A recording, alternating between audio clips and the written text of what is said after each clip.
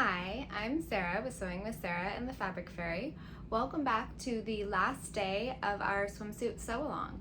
So in the first 4 days, we got our swim supplies ready, we cut out our fabric, we sewed the main and the lining together. Yesterday we worked on inserting the elastic, and today all we have to do is hem or top stitch. So when we're talking about hemming or top stitching, know that you can do this on a standard sewing machine with a zigzag stitch, like we talked about, a 3-step zigzag, like I showed you in one of the earlier videos. You could do it with a stretch twin needle on your sewing machine, or you can do it with a cover stitch machine. I do have a cover stitch machine. The model that I have is a baby lock. I really enjoy it. It works really well for cover stitching active wear. I use it a lot on my Fabric Fairy makes. So, if that's something that's in your budget, it's a great thing to have. But if you don't have it, you don't have to have one. That zigzag, triple stretch stitch, or even that twin needle stitch will also work for you. You just want to make sure that whatever stitch you're using has stretch, because this is a garment that's going to fit tightly to your body, and so we just want to make sure that it doesn't pop any stitches along the way. So what you should have at this point, if you're following along with me, if you're making some swim bottoms, you should have your elastic sewn in to your waistband and your leg openings, and then you're going to be ready to fold that down and top stitch it, okay?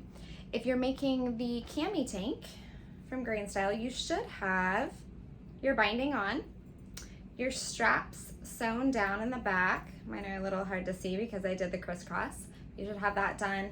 And then you should have your under bust elastic in. So what we'll be doing to the cami tank today is just top stitching that under bust elastic if you're having that shelf bra, and then also hemming the bottom of the tank. So the cami tank has several different lengths to choose from. I'm making the waist, like kind of cropped waist length version. There is a longer like hip length version, and then there's an even shorter version that's also an option on that pattern. So it should go pretty quickly today. I'm going to demonstrate with my swim bottoms, but the technique is the same, regardless of what you're hemming or what you're using. So let's go ahead and go down to my machine and we'll get started. Okay, so I've brought you down to my cover stitch machine. I have a baby lock cover stitch. It comes in really handy, but it's not necessary for sewing or finishing your swimsuit. So what we're going to be doing today is hemming our openings. So we have the shelf bra opening on the cami tank. We have the hem on the cami tank. And then we have the leg openings in our swimsuit bottoms. And something that you'll notice is I have switched out my swimsuit bottoms. I decided to make a second pair of swimsuit bottoms for a little mini capsule look, so that's why these look different, but the method is going to be the same. These ones just have a taller waistband, and there is elastic enclosed in here. The method for enclosing that elastic is very similar to the waistband in the Inspire Tights sew-along that I did, so if you're curious about how to do that, you might want to check that out on my YouTube channel under the Inspire Tights sew-along. But for now, we're ready to go ahead and start hemming our tank opening. So I'm going to start with the tank. I will mention that I often will use bobbins in place of full thread spools. If I don't have enough of any one color, you can always wind a bobbin and use that for one of your needles. The other thing that I want to mention is that when I am going to hem the under bust for the shelf bra and the hem of the tank, I use the wide needle. I use 2 needles on their widest setting. I find that I use that in the same thing in like t-shirt hems. I find that provides a lot of nice stretch, a little bit better than a narrower hem. So that's my preference when sewing hems. But when I get to the swimsuit bottoms, I'll be switching out those needles for a narrower zigzag. So let's go ahead and grab our cami tank and look at the shelf bra. We have the elastic sewn in. This is the wrong side that you're looking at right now. And so we're just going to fold that down, and then we're going to top stitch from the right side. Okay, now if you're starting on something that's going to be seen, like those leg openings, you're going to want to start on the side or somewhere where it's not going to be noticeable. Since this is a shelf bra, nobody's really going to see it. Doesn't quite matter where we start, but just for the principle, I typically like to start near the side seam because we're going to go all the way around and overlap our stitches. So I'm going to line up, I'm folding it over. I don't usually pin or clip this. I'm kind of just using my fingers to feel where that edge is, and I'm going to try to stitch right along the edge of that elastic so it doesn't have a tendency to flip up. If you stitch too far this way, you might notice that your elastic flips up or your hem flips up as you wear it, so that's why I try to really catch the edge if I can. And then I am using on my sewing machine, I have this line over here that I'm lining up the fabric with. Sometimes if your machine doesn't come with that, you can always tape down an index card or something, just so that you have a consistent distance from the edge that you're going to be hemming. So I'm going to go ahead and start sewing here. And as I go, I'm just kind of pulling it a little bit to make sure that I don't have any extra folded fabric along the elastic edge.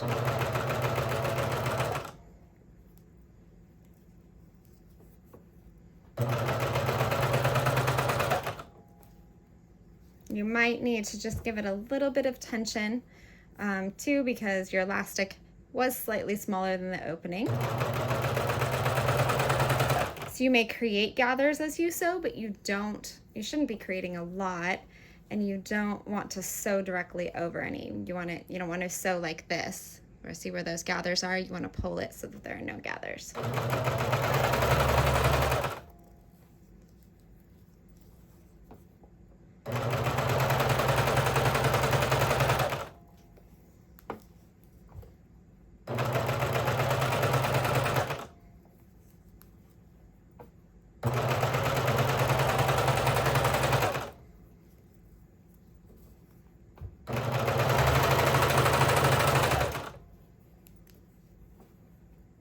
So I'm almost right back where I started.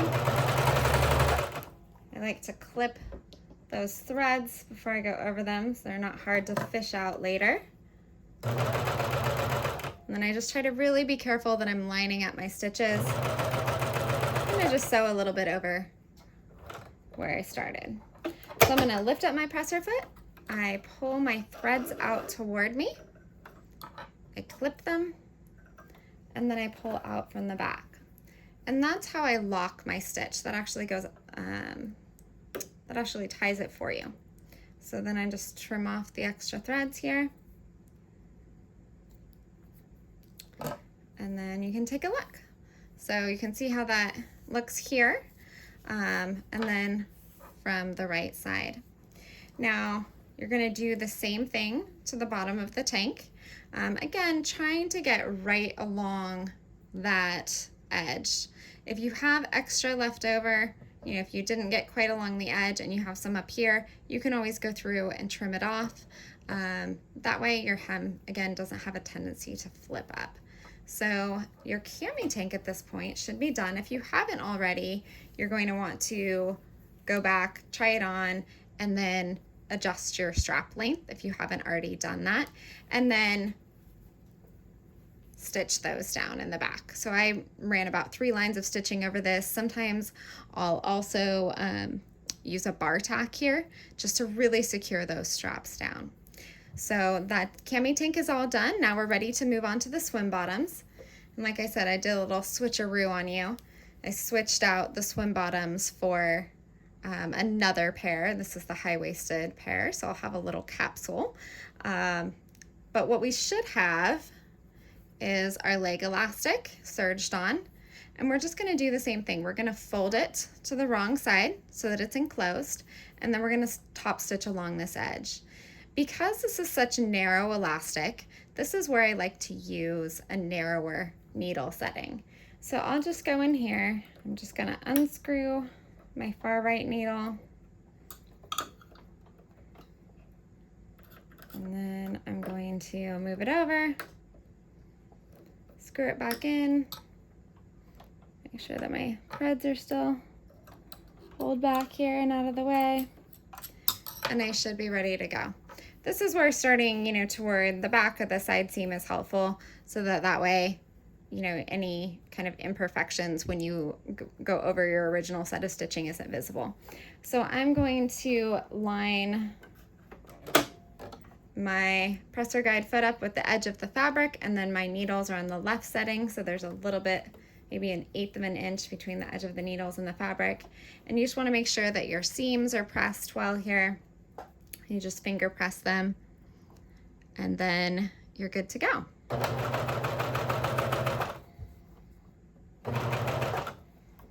Sometimes I'll pull a little bit from behind if my machine needs a little bit of help getting over those bumps. I do have a tutorial on my website for how to get over big bumps with your cover stitch machine or with your sewing machine. There's a little tool you can buy, some things to make that easier if you find that it's struggling a little bit.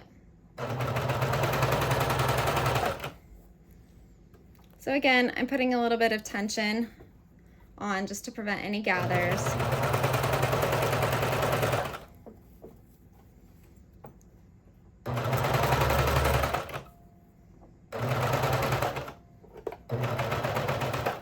That crotch seam is sometimes where I need to give it a little extra tension.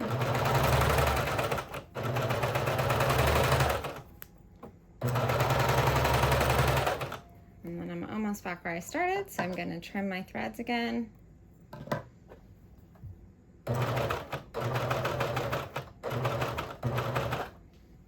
And then I will pull it forward, trim, and then lock out my stitches.